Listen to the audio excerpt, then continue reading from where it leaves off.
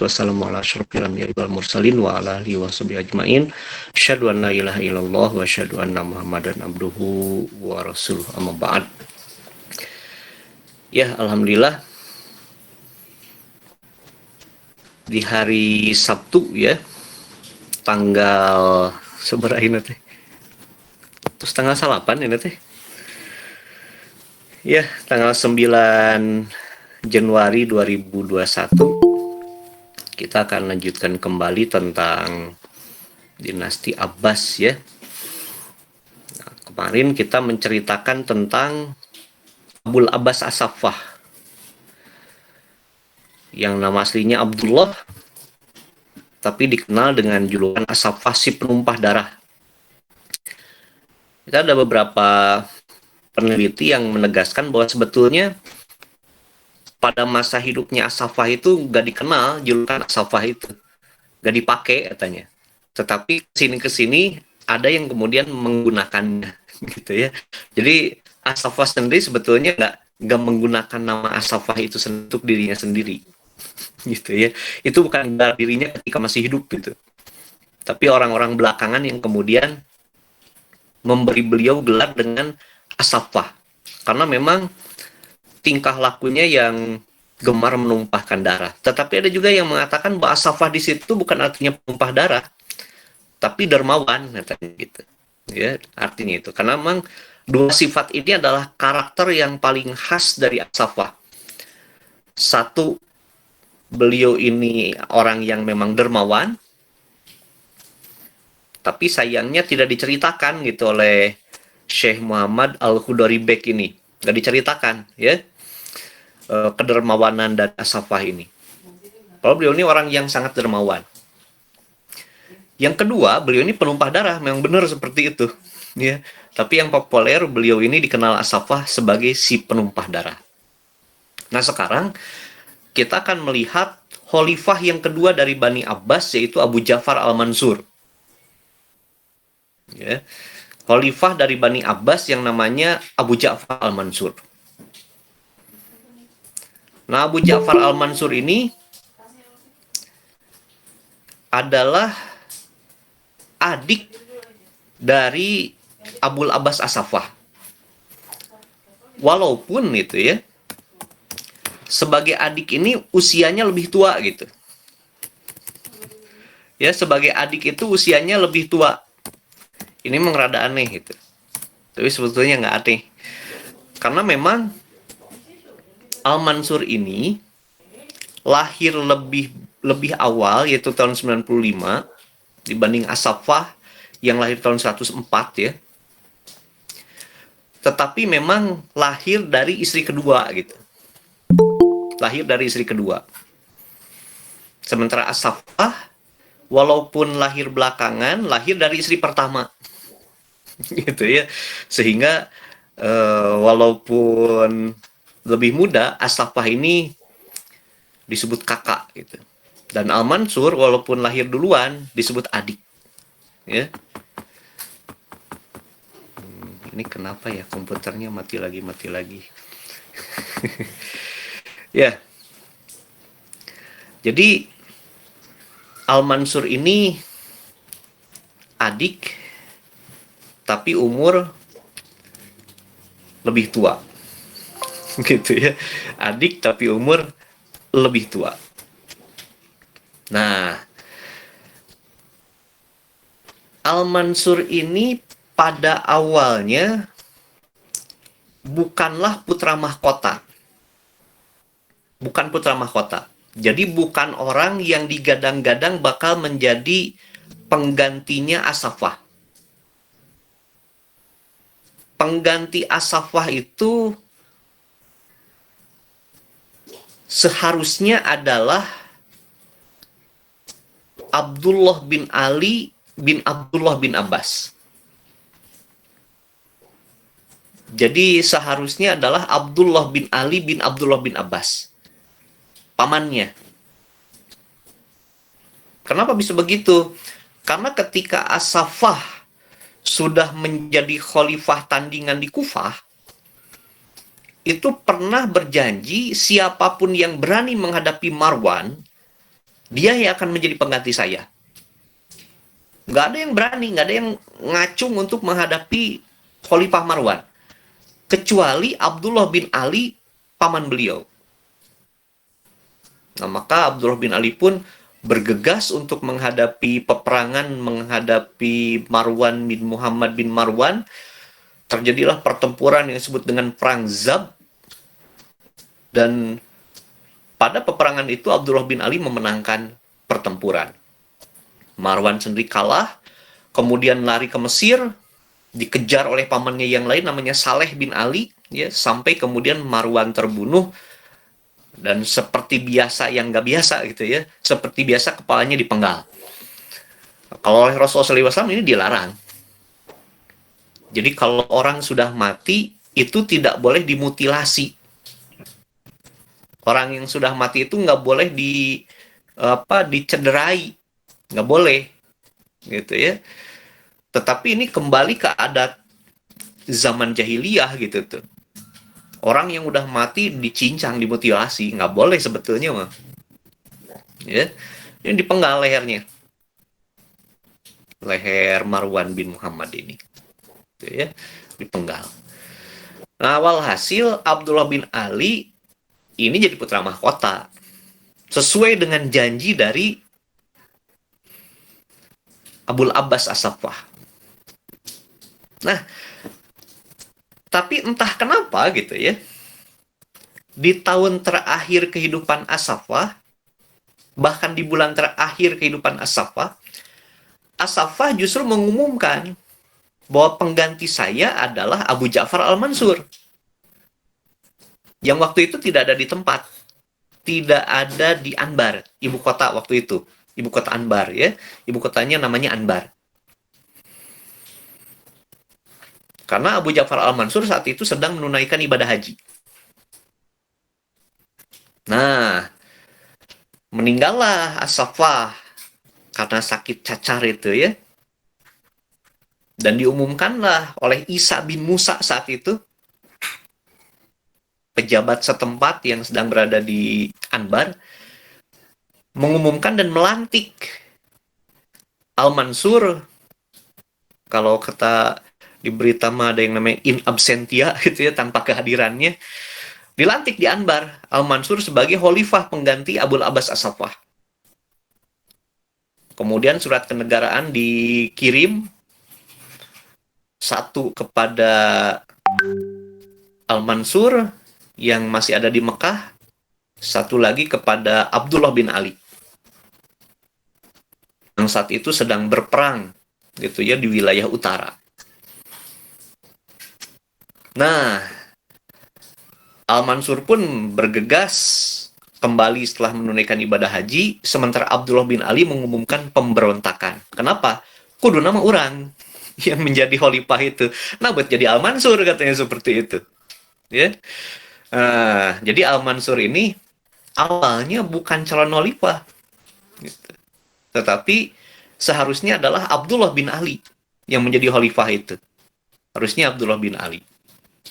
Nah, ini unik juga gitu ya. Al-Mansur itu dilantik ketika beliau sedang menunaikan ibadah haji. Nah, nanti Al-Mansur ini meninggal juga pas ibadah haji gitu. Ya. Meninggal juga pas ibadah haji Al-Mansur itu. Nah, kalau di awal mah beliau itu ibadah haji karena rebutan pengaruh dengan Abu Muslim Al-Khurasani, harusnya Abu Muslim itu yang jadi Amirul Hajj, tetapi kemudian diambil alih tugas itu oleh Al-Mansur.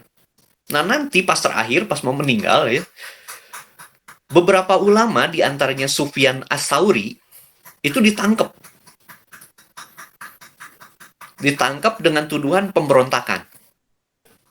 Sufyan As-Sauri, seorang imam ahli hadis ya, seorang imam ahli fikih itu, Sufyan As-Sauri itu terlibat dalam sebuah pemberontakan, bergabung dengan keluarga Alawi waktu itu. Pemberontakannya gagal. Nah, Sufyan As-Sauri kemudian bersembunyi di Mekah. Ketahuan itu sama pejabatnya Al-Mansur, ditangkap. Ada 3 orang waktu itu ditangkap, dipenjarakan. Nah, Al-Mansur itu sengaja gitu ya, datang ke kota Mekah menunaikan ibadah haji itu untuk menyaksikan sendiri hukuman mati terhadap Sufyan As-Tsauri. Seorang ahli hadis, seorang ahli fikih. Ini Sufyan As-Tsauri ini bukan ahli hadis abal-abal gitu ya. Nah, ahli hadis nggak ada yang abal-abal. Tetapi beliau ini memang ahli hadis kelas wahid gitu. Beliau ini punya gelar Amirul Mukminin fil Hadis. Jadi gelarnya ini adalah gelar tertinggi di bidang ilmu hadis. Gak sembarang orang yang bisa mencapai level ini. Level tertinggi seperti Imam Bukhari itu yang mencapai level ini tuh. Level Amirul Mukminin fil Hadis. Ini ketangkep. Kemudian dijatuhi hukuman mati. Wah, itu umat Islam itu sudah pada berdoa gitu ya, agar Sufyan As-Tsauri ini diselamatkan oleh Allah. Dan alhamdulillah, ketika sudah hampir tiba di Mekah itu, Abu Ja'far Al-Mansur meninggal. Gitu ya, meninggal. Dan kemudian dimakamkan di Ma'la. Al-Mansur itu. Ya, ada 2 yang selamat di sini. Satu, Sufyan As-Tsauri dan teman-temannya, seorang ahli hadis yang selamat dari hukuman mati oleh Al-Mansur, karena setelah itu dibebaskan. Yang kedua, Al-Mansur sendiri. Beliau selamat dari menghukum mati ulama Islam yang bisa dibilang orang nomor 1 itu dalam keilmuan Islam pada waktu itu. Sufyan As-Tsauri ini, gitu ya. Jadi Al-Mansur sendiri, ya mudah-mudahan termasuk matinya husnul khotimah itu, karena dalam rangka menjalankan ibadah haji, niat utamanya itu. Ya, niat keduanya adalah membunuh Sufyan As-Tsauri. Nggak tahu itu beratan yang mana tuh. Apa pahalanya menunaikan ibadah haji, apa dosanya mau menghukum mati seorang ulama besar yaitu Sufyan As-Tsauri, seperti itu. Ya, Wallahu a'lam. Karena di awal-awal pemerintahan beliau juga gitu ya, nggak awal-awal sih, tahun 150 Hijriah beliau itu mulai berkuasa tahun 136, berarti tahun ke-14 pemerintahannya ya. Itu beliau membunuh seorang ulama yang lain, yaitu Abu Hanifah. Dengan tuduhan yang sama, yaitu pemberontakan. Gitu. Jadi Abu Hanifah ini termasuk ulama yang membolehkan pemberontakan terhadap Bani Abbas. Kenapa? Karena Bani Abbas itu berkuasa tidak sesuai dengan syariat. Tetapi Bani Abbas ini mengambil alih kekuasaan lewat kudeta, dan itu tidak sah. Karena itu Abu Hanifah memfatwakan boleh hukumnya memberontak terhadap penguasa yang nggak sah, yaitu penguasa Bani Abbas. Tapi kesulitan Al-Mansur itu nangkep Abu Hanifah itu susah. Ya. Harus mencari alasan gitu tuh. Karena alasan pemberontakan itu kurang jelas gitu. Abu Hanifahnya sering nggak ikut-ikutan manggul senjata gitu ya. Nah, bagaimana cara nangkepnya? Diundanglah Abu Hanifah dengan beberapa ulama, kemudian ditawari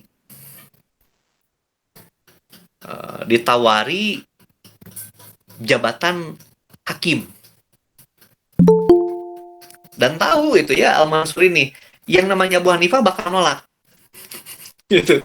Bakal nolak jabatan ini. Dan tahu gitu ya, penolakan ini yang akan nanti dijadikan alasan untuk menangkap Abu Hanifah gitu. Akhirnya didatangkanlah beberapa ulama ya, ditawari mau nggak jadi hakim. Yang pertama ditawari itu Abu Hanifah, dan sesuai dengan dugaan Abu Hanifah nolak, dan sesuai dengan rencana Abu Hanifah ditangkap. Gitu tuh. Dan sesuai dengan rencana udah ditangkap, dipenjarakan. Begitu dipenjarakan, kasih racun. Abu Hanifah mati. Beliau meninggal di penjara. Di penjaranya Al-Mansur meninggal dunia karena diracun. Gitu tuh. Ya. Itu kan khalifah Islam kan. Khalifah Islam. Yang ngeracun ulama. Gitu ya. Ngeri atunya, ngeri seperti itu. Apakah itu sesuai dengan ajaran Islam? Wallahu alam ya. Saya yakin enggak gitu. Saya yakin enggak gitu ya. Nggak sesuai seperti itu. Jadi kan nu ayeuna kumaha nya kitu we lah gitunya. Tong naroskeun ayeuna lah. Gitu ya. Tong naroskeun ayeuna gitu tuh. Gitu ya.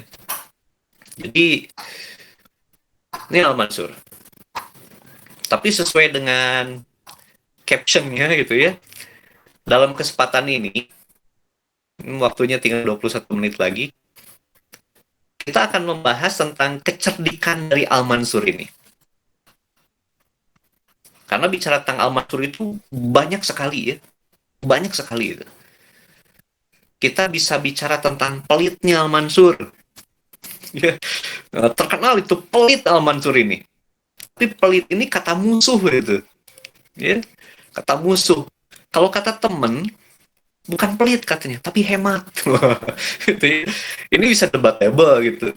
Seseorang dikasih judul pelit, apa dikasih judul hemat, itu bisa debatable. Bisa diperdebatkan itu. Bisa diperdebatkan. Ya. Seorang bisa dikenal sebagai jahat itu oleh musuh. Tapi oleh temannya tegas gitu. Ya, tergantung itu sudut pandang yang mana.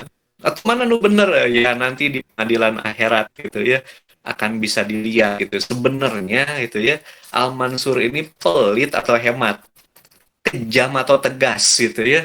Nanti akan terbuka itu di pengadilan akhirat. Ya, akan terbuka. Kalau di dunia susah gitu kita mencari kebenaran yang terang benderang itu bisa ditutupi ya di dunia itu. Kebenaran itu bisa ditutupi. Walaupun ya pada akhirnya memang muncul juga kebenaran itu. Tapi ya jangan sampai gitu ya munculnya teh 15 menit terakhir gitu ya kayak film India gitu tuh. Jangan sampai seperti itu. 15 menit terakhir baru muncul gitu ya kebenaran itu. Jangan seperti itu. Mudah-mudahan ya kita bisa cukup panjang gitu melihat kebenaran itu ditegakkan. Gitu ya. Nah, kita lihat sisi kecerdikan Al-Mansur. Ya, dan sedikit-sedikit sisi pelitnya gitu ya. Nah, pada suatu hari Abu Dulamah, seorang penyair yang pada masa Khalifah As-Saffah itu pernah juga datang kepada As-Saffah dengan mengatakan bahwa pada Al-Mansur ya, dengan mengatakan pada Al-Mansur, Amirul Mukminin katanya, ada apa Abu Dulamah? Saya kemarin mimpi naon katanya. Saya kemarin mimpi Anda itu memberi saya banyak hadiah, hadiahnya ini, itu. Plus Anda melunasi semua utang saya. Kalau saya jadi Al-Mansur gitu ya, Al-Mansur itu dalam hatinya ngegermet gitu. Wah kurang ajar nih katanya, ngertiin saya gitu lewat mimpi gitu. Karena nggak mau terkesan pelit gitu ya, maka Al-Mansur kemudian mengatakan, pengawal, kasih semua yang dia mimpikan itu katanya. Maka pengawal pun datang, membawakan barang-barang yang diimpikan dijadikan hadiah itu oleh Abu Dulamah. Terus kata Al-Mansur, seberapa utang kamu? Sekian Amirul Mukminin, sekian ke sini, sekian ke sini, sekian ke sini. Udah bayar semua katanya. Nah, selesai semua itu, kemudian kata Al-Mansur, ya Abu Dulamah, awas ya kamu jangan ngimpi kayak gitu lagi katanya seperti itu. Jangan ngimpi seperti itu lagi. Kalau kamu mimpi seperti itu lagi, saya akan menganggap kamu sesat. Itu ya. Ternyata cerita bab mimpi itu bukan cuma zaman sekarang gitu.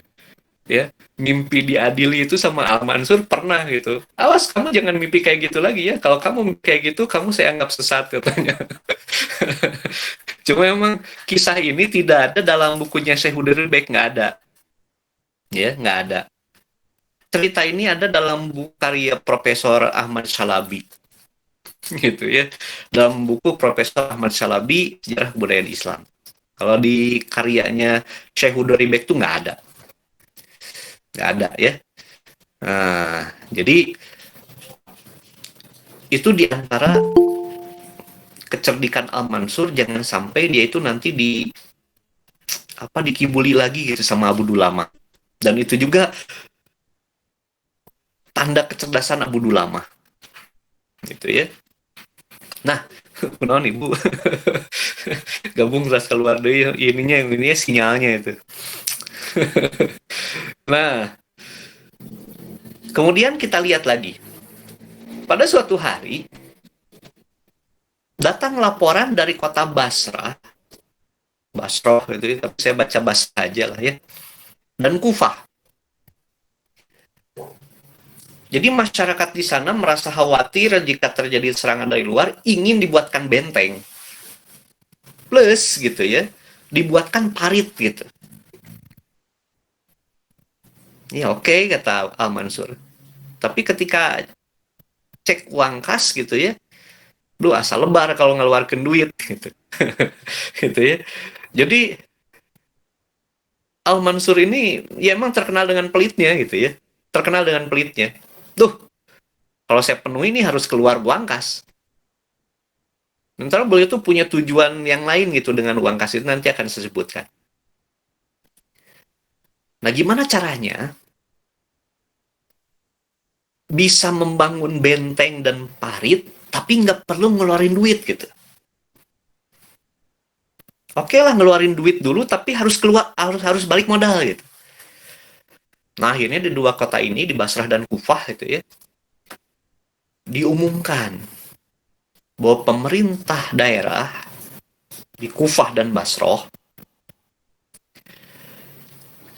akan memberikan hadiah uang, BLT lah zaman sekarang mah, bantuan langsung tunai kepada penduduk kota Basrah dan Kufah sebesar 5 dirham. So, siapa yang mau datang ke balai kota? Maka berbondong-bondonglah masyarakat datang ke balai kota. Mau ngambil uang bantuan langsung tunai sebesar 5 dirham. Dinar kan sekarang terus-terusan naik ya. Sekarang satu dinar berapa? Masih 1 jutaan nggak? Ada yang pernah transaksi dinar akhir-akhir ini nggak? Satu dinar sabara? Innalillahi. Oh, 1 dinar? Oh, bukan 1 dinar, apa? 1 gram, 1 gram. 1 gram emas. 1 jutaan ya. 1 juta. Kalau dirham sekarang naik, ikut naik nggak kalau dirham? Oh, gitu. Iya. Katakanlah 100 ribu lah gitunya. 1 dirham itu. Kemarin-kemarin kan 70 ribunya. Kan 100 ribu. Ini BLT gitu. 5 dirham. 500 ribu. Tapi sama lah kayak zaman sekarang gitu ya. Gak cuma orang miskin itu yang berbondong-bondong ngambil uang 5 dirham itu. Nu bengaroge ikut ngambil. Gitu tuh. Yang kayak juga ikut ngambil gitu. Berbondong-bondong datang gitu ke balai kota. Tapi ada administrasinya. Siapa yang ngambil harus nulis nama, nulis alamat, tanda tangan, dia udah ngambil. Ya. Nah, maka terdatalah sejumlah besar orang yang ngambil uang 5 dirham gitu, dan diketahui alamatnya di mana aja. Selesai orang-orang ngambil, pulang ke rumah masing-masing, dilaporkanlah gitu ya catatan ini kepada Al-Mansur. Di Kufah ini sekian banyak orang yang ngambil, di Basra sekian banyak yang ngambil. Oke, kata Al-Mansur. Sekarang kita udah punya alamat nih orang-orang ya. Sekarang kita keluarkan aturan. Setiap orang di Basrah dan Kufah harus nyumbang uang 40 dinar untuk pembangunan benteng dan parit. Ya, petugas datengin rumah mereka masing-masing. wah di mana alamatnya? Ini ada alamatnya katanya. Maka tiap rumah diketok gitu ya, ditarik uang 40 dinar. Gitu tuh, 40 dirham seperti itu. Jadi mereka dapat 5 dirham, harus bayar 40 dirham dan nggak ada orang bisa ngelak. Kenapa? Alamatnya udah kecatat dan mereka udah ngambil 5 itu tuh. Ya. Sehingga dengan tanpa biaya yang keluar dari negara, bahkan surplus gitu ya, Al-Mansur kemudian bisa membangun benteng dan juga parit di kota Basrah dan Kufah. Seperti itu. Nah, jadi Al-Mansur itu punya cara itu untuk keluar dari masalah. Ya. Orangnya memang sangat pintar. Nah, kenapa Al-Mansur itu dibilang pelit gitu ya? Karena pertama beliau ini ingin menguatkan negara. Dan menguatkan negara itu butuh uang besar. Tetapi tujuan utama beliau itu adalah negara itu jadi kuat untuk anaknya nanti, Al-Mahdi. Al-Mahdi. Ya. Jadi Abu Ja'far Al-Mansur ingin nanti sebagai penerusnya itu adalah anaknya Al-Mahdi. Sementara untuk sementara itu ya, jabatan itu sebetulnya milik Isa bin Musa. Di As-Safwah itu melantik Abu Ja'far Al-Mansur sebagai putra mahkota pertama, kemudian Isa bin Musa sebagai putra mahkota kedua. Jadi kalau Al-Mansur nanti meninggal, Isa bin Musa yang jadi khalifah berikutnya. Nah, tapi di benaknya Al-Mansur itu sudah ada cita-cita. Oh, nggak bisa gitu, harus anak saya yang jadi khalifah gitu. Nggak bisa Isa bin Musa. Ya. Dan nanti di tengah-tengah itu, Isa bin Musa didepak dari jabatan putra mahkota pertama, diganti sama Al-Mahdi, dan Isa bin Musa menjadi putra mahkota kedua. Nah, Al-Mansur sadar sekali bahwa negara Abbasiyah itu belum begitu kokoh, ya, belum begitu kuat, masih banyak pemberontakan, rakyat juga nggak seneng gitu, nggak seneng sama As-Saffah, nggak seneng sama Al-Mansur, karena perilaku mereka memang kejam tuh. Nah, Al-Mansur ingin agar nanti pas anaknya jadi khalifah itu dicintai rakyat dan bisa melakukan pembangunan secara jor-joran gitu. Kenapa? Karena dananya ada. Nah, karena itu Al-Mansur mengorbankan diri demi anak. Satu, pada masa pemerintahannya dia berlaku hemat, agar uang itu, kas negara itu melimpah. Nanti pas Al-Mansur meninggal, jadi khalifah, Al-Mahdi itu punya cukup kas punya cukup uang di kas negara itu untuk melakukan pembangunan. Yang kedua, ya, Al-Mansur itu menggunakan otoritasnya untuk mengambil harta rakyat, ya, mengambil tanah gitu ya, barang berharga, melakukan perampasan dari rakyat. Itu ternyata punya tujuan. Semua harta rakyat yang dia rampas itu dikasih nama. Ini barang ini misalnya keris sakti lah gitu ya. Dikasih nama gitu ya. Si ini alamatnya di sini. Itu disimpan di gudang. Nanti melakukan perampasan dari yang lain, ditulisin namanya. Ini punya si ini, alamatnya di sini, simpan di gudang. Dan itu di gudang itu banyak harta rampasan yang diperoleh dengan cara yang zolim. Gitu. Jadi suka merampas harta rakyat. Oh, kalau zaman sekarang mah ngambil tanah bangunan dengan surat asli tapi palsu lah gitu, tak? Model-model gitulah. Ya, model-model gitu. Nah, ternyata ini ada rencana ke depan ini dengan melakukan perampasan itu. Ketika Abu Ja'far Al-Mansur ini sekarat, ya, mau meninggal, dipanggil anaknya Al-Mahdi ini. Nah, katanya, ada apa, Pak? Kamu tentu tahu, selama Bapak menjabat, itu Bapak itu suka merampas harta rakyat. Iya, Pak, itu teh zolim, katanya gitu ya. Ya, Bapak juga tahu itu. Tapi itu tuh semua demi kamu gitu. Demi saya gimana, Pak? Kata Al-Mahdi. Gini, nah. Nanti setelah Bapak meninggal, kamu dilantik menjadi khalifah. Itu harta yang Bapak rampas itu semuanya disimpan di gudang. Bapak udah ngasih nama dan alamat di masing-masing barang itu. Kalau sertifikat, ya di sertifikatnya udah Bapak kasih nama itu siapa yang punyanya, alamatnya di mana. Nah, nanti begitu kamu jadi khalifah di hari pertama, kembalikan barang-barang itu kepada pemiliknya. Emang buat apa, Pak? Ya biar masyarakat mencintai kamu, bahwa kamu tuh orang lebih baik dari Bapak gitu. Gitu. Ya. Nah, ternyata begitu Al-Mansur nanti meninggal, Al-Mahdi kemudian dilantik menjadi khalifah, ya. Apa yang dikatakan bapaknya itu betul-betul dilaksanakan. Gudang dikosongkan, semua isinya dikembalikan pada pemiliknya. Sehingga orang-orang mengatakan, wah, khalifah yang sekarang mah di hari pertama aja udah berbuat baik.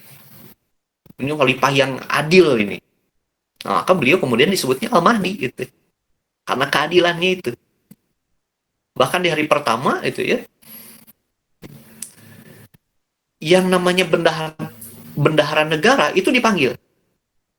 Ada Pak Bos katanya. Ini kas negara tolong dikosongkan. Bagikan semuanya pada rakyat. Dibagikan Baginda. Bagikan semuanya. Atau nanti kas negara bagaimana? Kosong. Gampang itu mah. Sok, bagikan dulu aja. Akhirnya itu uang yang ditumpuk pada masa Al-Mansur itu begitu melimpah, dibagikan semuanya ke masyarakat. Wah, tuh masyarakat senang gitu ya. Dapat duit dari negara itu. Senang masyarakat. Dari zaman dulu yang namanya masyarakat dapat dana dari pemerintah ya senang gitu ya. Mau berhak mau enggak gitu ya diambil seperti itu.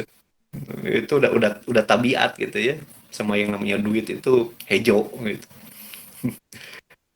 Tapi ada gitu ya ulama-ulama yang nggak mau itu nerima uang dari negara itu. Ada sejumlah ulama ya yang pilih-pilih gitu. Mereka itu baru mau menerima uang dari negara kalau diketahui bahwa pemimpin itu adil. Kalau enggak, itu ditolak. Ada sekelompok ulama itu yang mau menerima ya ketika zaman kekhalifahan Umar bin Abdul Aziz. Pas zaman Bani Umayyah. Kalau bukan apa sebelumnya, sebelum Umar bin Abdul Aziz itu nggak mau nerima kecuali pas Muawiyah. Muawiyah mau. Zaman Yazid, ya, kemudian zaman Marwan, Abdul Malik itu nggak mau ulama itu nerima. Karena dinilai zolim.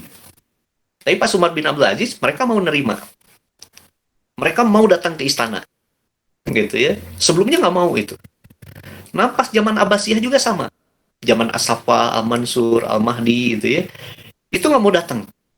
Tapi begitu zaman Harun ar-Rasyid, mereka mau datang ke istana. Mereka mau menerima uang dari istana. Seperti itu. Karena mereka yakin pemerintahan yang sekarang adil gitu. Gak zolim. Sehingga yang diberikan juga harta yang halal. Kalau raja sebelumnya khawatir harta rakyat yang dizolimi diambil diberikan ke ulama. Nah ulamanya nggak mau menerima. Gitu. Nah ulama-ulama kayak gini biasanya berkah gitu. Gitu ya. Punya pesantren tuh banyak muridnya gitu. Biasanya seperti itu. Gitu ya. Berkah gitu. Berkah. Itu zaman Belanda lah gitu ya. Zaman Belanda itu bagaimana Belanda begitu menekan umat Islam itu ya. Tapi ulama-ulama walaupun kesulitan ekonomi itu ya, mereka nggak mau nerima dari Belanda itu nggak mau. Nggak mau, ini pemerintah penjajah, pemerintah kafir gitu.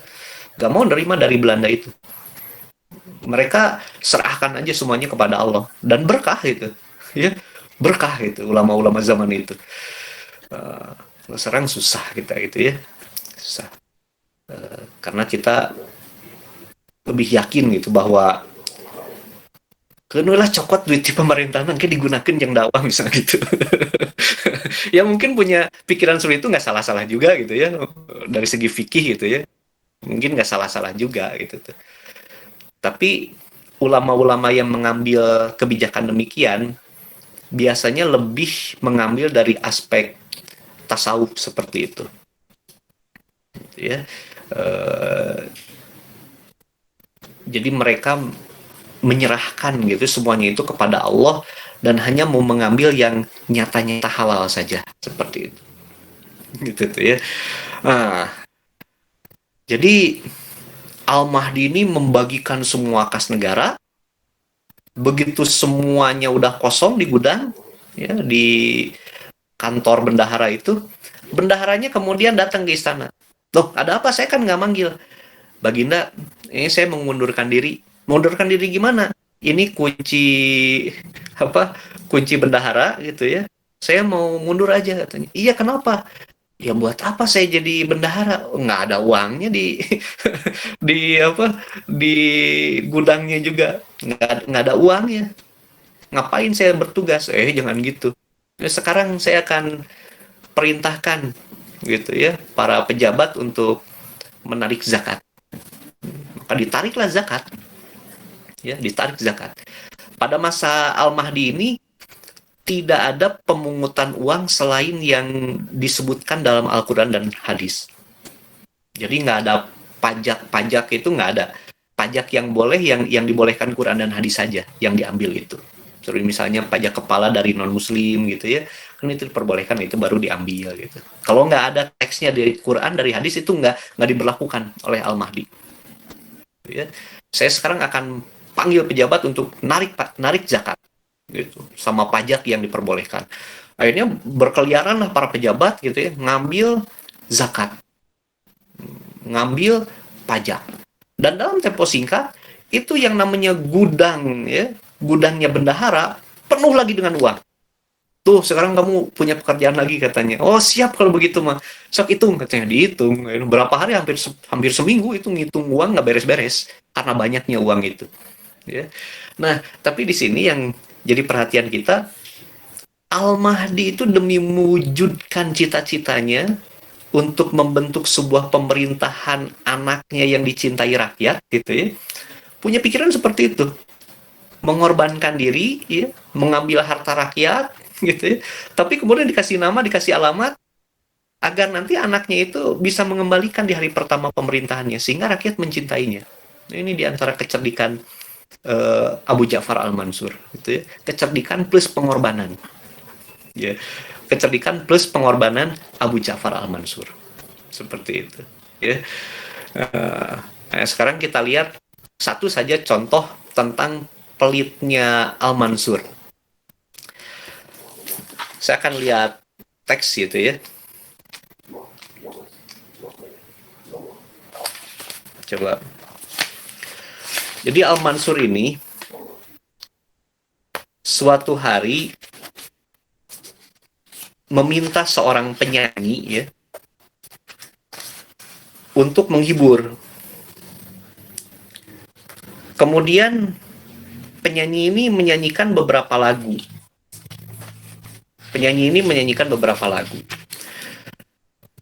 Lalu susah lah ya nyarinya. Udah, pokoknya yang diingat.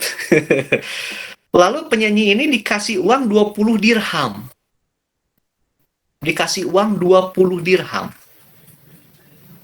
Kaget ini penyanyi. Amirul Mukminin, ada apa? Saya dapat 20 dirham. Iya, kenapa? Kebanyakan? Bukan, Baginda, katanya. Bukan kebanyakan. Terus kenapa? Pada zaman Bani Umayyah, ya, pada zaman Hisham, saya pernah nyanyi itu tuh di hadapan Amirul Mukminin. Dan saya diberikan 30.000 dirham. Masa sekarang saya dapat 20 dirham?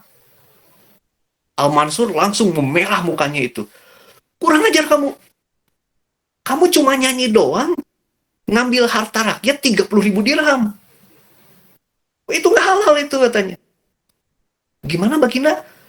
Itu nggak halal. Kamu zolim itu. Masa cuma nyanyi dapat 30.000 dirham? Pengawal, paksa orang ini mengembalikan uang yang 30.000. Baginda, itu uangnya udah habis. Itu zaman Bani Umayyah saya dapatnya. Wah, nggak bisa, itu zolim katanya. Wah, terus dipaksa pengawal, ambil, pokoknya paksa. Baginda katanya, saya udah nggak punya uangnya. Nah, jadi gimana? Udahlah gini aja, saya nyanyi di hadapan Baginda dan nggak usah dibayar. Kayaknya nggak satu gitu halus katanya. Itu 20 balik ke katanya seperti itu. Akhirnya penyanyi ini gitu nyanyi di istana gratis, nggak bayar, nggak dibayar seperti itu. Jadi dari zaman dulu itu ya. yang namanya seniman itu dibayar mahal sama istana gitu ya, dibayar mahal. Dari zaman Bani Umayyah itu. Tapi pada masa Al-Mansur enggak itu. Kadang dikasihnya itu 1 dirham gitu ya. 70.000 bayangkan itu tuh. Itu pelit-pelitnya Al-Mansur. Tapi pelit itu kata musuh. Kalau kata pendukungnya itu bukan pelit itu. Itu kan uang negara. Nggak layak itu digunakan demikian boros. Itu kan untuk rakyat harusnya, bukan untuk hiburan seperti itu. Jadi Al-Mansur itu tepat sebetulnya mah. Kata temannya mah seperti itu. Hemat itu tuh. Tuh ya, tergantung sudut pandang. Oke, waktu sudah menunjukkan pukul 21.04. Sekarang kita masuk sesi diskusi. Mangga bagi yang mau bertanya, menjawab, menambah, mengurang, dipersilahkan.